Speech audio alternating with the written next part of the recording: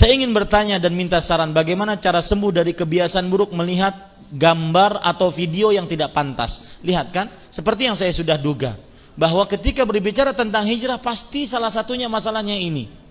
Ya. Karena setiap saya bertobat dan ada tekad untuk tidak mengulanginya, saya malah kembali melakukannya karena dorongan hawa nafsu yang kuat ketika berbuat maksiat tersebut. Saya tidak peduli gitu, tapi setelah saya sadar dan berhenti dari melakukan tersebut, saya baru menyesalinya, kayak ketakutan dan tidak ingin mengulanginya kembali.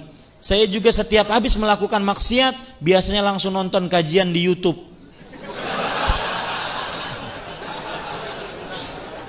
Kemarin saya diselipi kajian hari Sabtu, Ustadz ditanya, Ustadz apa hukumnya nonton infotainment sambil zikir pagi? A'udzubillah. Kita lanjutkan pertanyaannya. Yang berkaitan tentang dosa maksiat tersebut dan cara menghilangkannya. Tapi kayak berjarak beberapa hari saja bertahan, malah mengulanginya kembali karena hawa nafsu yang kuat kembali. Saya merasa ketika berbuat maksiat saya tidak bisa mengendalikan diri saya. Jazakallahu khairan. Mohon penjelasannya supaya saya tahu cara terbebas dari ini. Saya juga suka berpikir negatif kepada orang yang saya lihat. Doakan saya cepat sembuh dan dari kecanduan yang melihat yang tidak baik ini. Dengan nama-nama Allah yang husna dan sifat-sifat yang mulia, saya berdoa di masjid ini, di majlis ilmu ini, semoga yang mempunyai kebiasaan buruk, terutama syahwat yang diharamkan, diberhentikan oleh Allah Subhanahu wa taala. Dibencikan maksiat tersebut di dalam dirinya.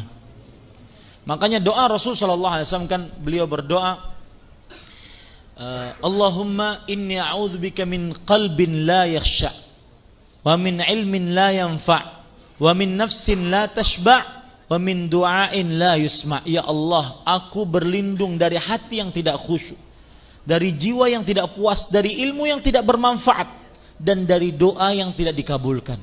Beliau juga berdoa, Allahumma inni a'udzubika min munkaratil akhlaq wal a'mal wal ahwa. Ya Allah, aku berlindung darimu denganmu dari keburukan akhlak, perbuatan dan hawa nafsu. Maka saya berpesan kepada kawan kita ini, dan semestinya tidak boleh kita menertawakannya. Beliau ingin bertaubat dan sebenar-benar bertaubat. Maka saya berpesan, salah satu pesannya adalah cara yang paling jitu, yaitu tutup jalan maksiatnya. Tutup jalan maksiatnya.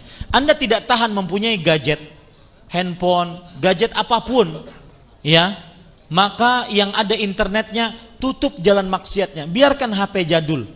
Toh kalau seandainya HP internet kadang-kadang cuma miss call doang juga, ya, biarkan HP jadul. Lebih baik saya tidak taruhan dengan iman saya. Saya sering mengatakan ini, jangan taruhan, jangan berbuat judi dengan iman. Karena hati itu lemah. Terutama nanti dalam bulan Ramadan, bulan ampunan, masa orang ada yang tidak diampuni gara-gara televisi misalkan, melihat yang diharamkan. Masukin kardus, wahai para ikhwah, ya, hal-hal yang tidak bermanfaat. Jangan taruhan, oh saya ingin nonton televisi yang mengajarkan Al-Quran dan Sunnah, Ustaz. Tetapi buktinya apa? Tidak bisa kita. Pasti menonton yang lain, dan dia tambah nyaman. Dan seperti yang saya sebutkan tadi, keburukan maksiat adalah membuat seseorang kecanduan. Ini para ikhwan yang dirahmati oleh Allah Subhanahu wa taala. Maka saya berpesan, tutup itu sarana yang paling jitu. Tutup semua sarana yang menghantarkan kepada sana. Disebut dalam para ulama kaidah fikih yaitu saddud dzari'ah, menutup sarana yang bisa menghantarkan kepada perbuatan zina. Tutup. Yang kedua, banyak berdoa kepada Allah. Berdoa dengan hati yang khusyuk dan yakin bahwa Allah akan menghentikan perbuatan ini. Kadang ada sebagian orang seperti ini para ikhwah, bosan dia. Setiap kali habis melihat seperti itu, naudzubillah, mungkin onani, masturbasi, bosan dia. Kenapa? Maka jangan putus asa.